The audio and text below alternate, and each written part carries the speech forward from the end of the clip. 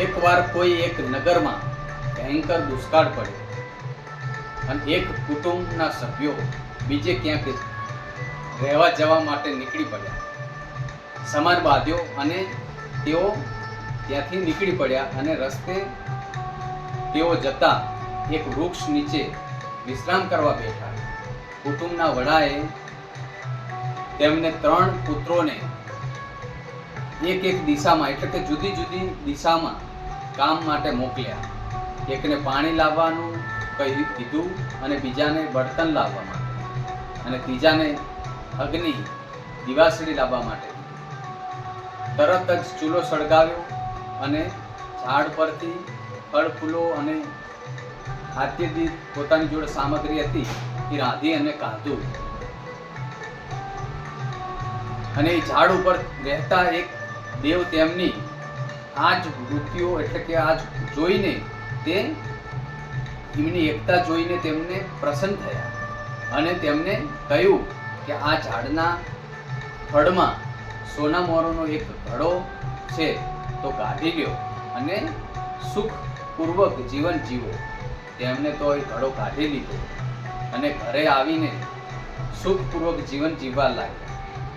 તેમના પડોશી આ વાતની ખબર પડી તો તેમને પણ આવું એક શરૂઆત અને નાટક કર્યું, પ્રયત્ન કર્યો, પરંતુ તેમના 3 પુત્રો તો પોતાનું કામ કરવાનું બદલે આળસમાં અને ઝઘડા કરવા લાગ્યા.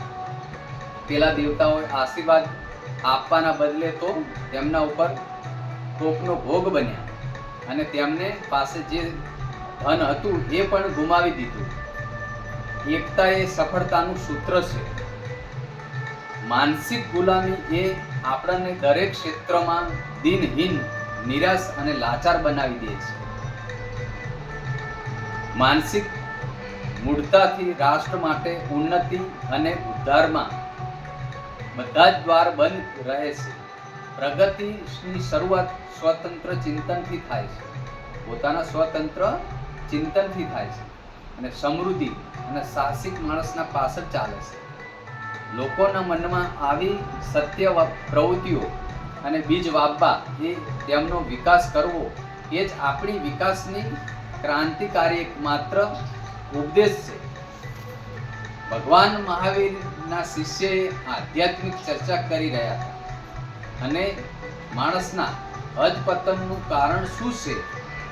કોઈ શિષ્યને કહ્યું તો કે મોહ છે, કોઈ કે કામ વાસના છે, કોઈએ કીધું કે અહંકાર, તો કોઈએ કીધું ઈર્ષાઓ છે.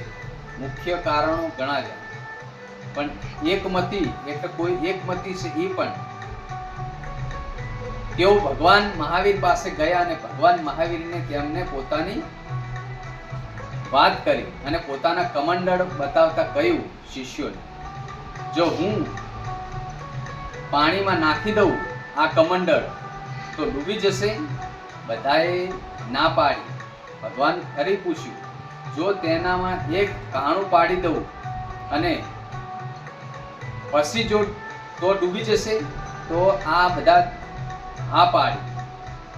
ભગવાન મહાવીર બોલ્યા, શિષ્યો યાદ રાખો, માનવ જીવનમાં આ કમંડળ જેવું છે. જો એમાં દુર્ગુણો રૂપી એક પણ છિદ્ર પડી જાય તો તેનું અધપતન નિશ્ચિત છે.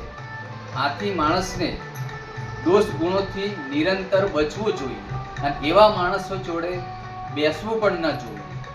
જય માતાજી. રાધે રાધે.